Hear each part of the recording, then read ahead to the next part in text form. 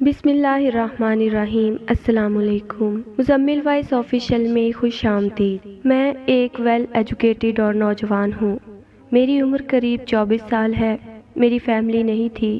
پیدا ہوتے ہی ماں باپ ایک ایکسیڈنٹ میں چل بسے اور اس کے بعد ایسے ہی دھکے کھا کر رشتہ داروں کے رحم و کرم پر پروان چڑھا، لیکن ان کی خود غرضیوں کی وجہ سے سب کچھ چھوڑ کر اکیلا رہ رہا تھا اور مجھے کوئی معقول نوکری نہ ملنے کی وجہ سے ٹیکسی چلاتا تھا۔ یہ سٹوری میرے ان بہن بھائیوں کے نام جو لالچ میں دیر رات تک گھر سے باہر رہتے ہیں اور انجانے میں اپنا نقصان کروا بیٹھتے ہیں۔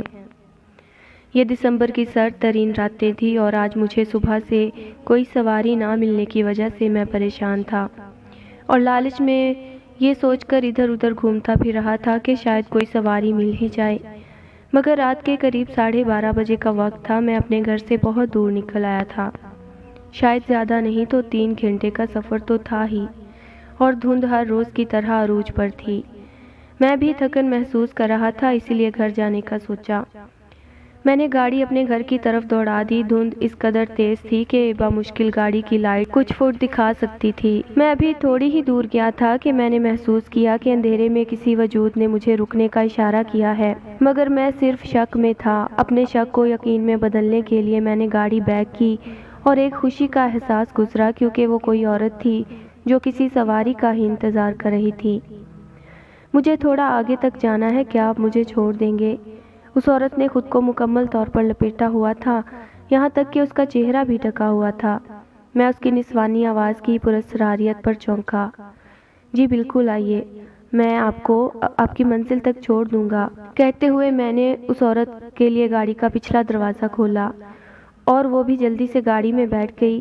میں نے گاڑی کی رفتار بڑھائی۔ میرے پورے راستے میں صرف ایک ہی جگہ آبادی آتی تھی اور وہ تھا ایک عدد ہاسپٹل جو کہ راستے میں ہی بنایا گیا تھا اور میں ابھی اس سے بہت پیچھے تھا۔ اوہ شٹ یار! چلتے ہوئے اچانک گاڑی نے ہچکولا لیا اور میری بھی سانس اٹک گئی۔ شاید گاڑی کا ٹائر پنکچر ہو گیا ہے۔ تھوڑی دیر لگے گی، آپ ریلیکس ہو کر بیٹھو میڈم۔ میں نے گاڑی سے اترتے ہوئے اس عورت کو مخاطب کیا، مگر نہ جواب ہاں میں آیا اور نہ ہی نہ میں۔ میں بھی خاموشی سے اتر گیا۔ کچھ تو عجیب ہے، مگر کیا؟ یہی سوچتے ہوئے میں نے گاڑی کا ٹائر بدلا۔ ایک ڈرائیور تھا اس لیے ہر چیز ریڈی رکھتا تھا۔ اس دوران کچھ بھی عجیب نہیں ہوا۔ میں واپس آ کر گاڑی میں بیٹھا اور سفر شروع کر دیا۔ میں حیران تھا کہ ایک عورت، وہ بھی آدھی رات کو، کہاں اور کیسے؟ اس کی خاموشی کی وجہ میں سمجھ سکتا تھا، شاید رات میں اکیلے مرد کے ساتھ سفر کسی طرح آسان نہیں ہوگا۔ اب میں ہاسپٹل کے سامنے سے گزر رہا تھا۔ فٹ پاتھ پر لگے ہوئے بڑے بڑے روشن دان اپنی روشنی سے دھند کو مات دینے کی ناکام کوشش کر رہے تھے، مگر روشنی اتنی ضرور تھی کہ سڑک دکھائی دے سکے۔ تبھی مجھے ایک ڈاکٹر دکھائی دی جسے کپڑوں کے اوپر سفید کوٹ نما شرٹ پہن رکھی تھی۔ شکر ہے کوئی تو ملا۔ میرے گاڑی قریب کرتے ہی وہ بیک دروازہ کھولتے ہوئے ڈاکٹر بولی، مگر اس سے پہلے کہ میں کچھ پوچھتا میں نے ڈاکٹر کی چیخ سنی اور وہ جلدی سے گاڑی کے پیچھے بیٹھنے کے بجائے گاڑی کا اگلا دروازہ کھول کر میرے قریب بیٹھ گئی۔ مجھے حیرت ہوئی ڈاکٹر کی حالت دیکھ کر۔ اس نے آنکھیں بند کر لی اور جلدی جلدی منہ میں کچھ پڑھنے لگی اور صرف خود پر ہی نہیں میرے اوپر بھی پھونکنے لگی۔ مجھے حیرت ہوئی اور ساتھ ہی ساتھ دل میں ہنسی بھی آئی۔ خیر میں نے سفر شروع کیا۔ ماما مجھے بہت ڈر لگ رہا ہے، آپ پلیز مجھ سے کچھ دیر بات اور کر لیں۔ اس لڑکی نے، جو کہ پورے گھنٹے سے فون پر لگی ہوئی تھی، پھر سے ضد چھو کر التجا کی، مگر شاید اگلا بھی اس کی حرکت سے تنگ آ گیا تھا اور اس نے کال کٹ دی۔ میرا نام ڈاکٹر سائمہ ہے اور میں اسی ہاسپٹل میں جاب کرتی ہوں، مگر آج مجبوراً مجھے ایک ڈاکٹر کی ریپلیسمنٹ کرنی پڑی اور اسی وجہ سے پہلی بار اتنا ڈر لگ رہا کیونکہ میں بھی کبھی اتنی رات گئے باہر نہیں رہی۔ ڈاکٹر سائمہ نے اپنی کنڈیشن بتائی اور اب مجھے بھی اس کی گھبراہٹ کی وجہ یہی لگی۔ خیر وہ بہت باتونی تھی، اس بات کا اندازہ مجھے پہلے ہی ہو گیا تھا، اوپر سے وہ ڈری ہوئی بھی تھی۔ خیر میری بھی اس سے اچھی خاصی باتیں ہوتی رہیں۔ اس دوران اس عورت کو میں نے نظروں میں رکھا جو کہ بدستور اپنے آپ کو لپیٹے ہوئے بیٹھی تھی، مگر میں نے محسوس کیا کہ ڈاکٹر سائمہ پیچھے دیکھنے سے گھبرا رہی ہیں۔ روکو، مجھے بس یہیں اترنا ہے۔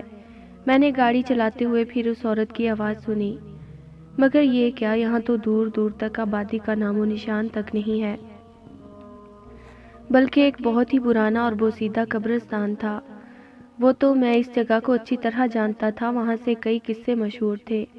لیکن آپ یہاں کیسے؟ اور اس سے پہلے کہ میں کچھ اور بولتا میری آواز رند گئی۔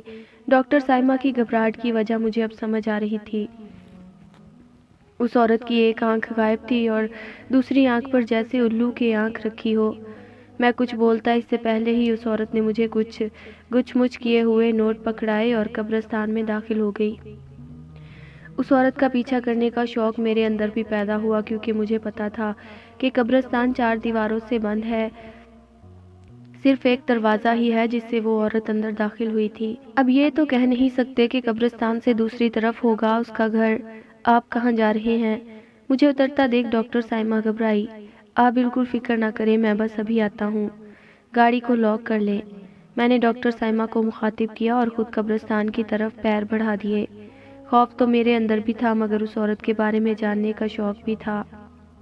خیر میں خدا محمد صلی اللہ علیہ وسلم کا نام لیتے ہوئے قبرستان میں داخل ہو گیا۔ دھند کی وجہ سے مجھے نظر بہت کم آ رہا تھا، مگر میں محسوس کر پا رہا تھا کہ ہر طرف بوسیدہ قبریں اور جانور ہی ہیں۔ میں قبرستان کی ایک دیوار سے دوسری دیوار کی طرف گیا، مگر وہ عورت جانے کہاں غائب ہو گئی۔ اب میں قبرستان کے بیچ میں کھڑا تھا اور اس عورت کا نام و نشان نہیں تھا۔ اچانک میرے کندھے پر کسی نے ہاتھ رکھا اور میری چیخ نکل گئی، مگر ایک نسوانی چیخ، اور وہ بھی اتنی اونچی۔ میں نے پیچھے مڑ کر دیکھا تو ڈاکٹر سائمہ کھڑی رو رہی تھی۔ پلیز چلیں یہاں سے، مجھے لے چلیں پلیز، میں آپ کے آگے ہاتھ جوڑتی ہوں۔ ڈاکٹر سائمہ نے ہاتھ جوڑتے ہوئے کہا، مگر آپ یہاں کیا کر رہی ہیں؟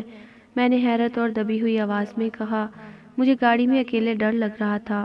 ڈاکٹر سائمہ منمنائی، مگر اس کے پہلے میں کچھ بولتا ایک قبر گڑگڑاہٹ سے پھٹی اور اس میں وہی عورت بیٹھی ہوا میں اونچی ہوئی۔ وہ اپنی ایک آنکھ سے ہمیں گھور رہی تھی۔ اس کے گرد اچانک آگ کا الاؤ بھڑکا اور اس کی چیخیں آسمان سے باتیں کرنے لگیں۔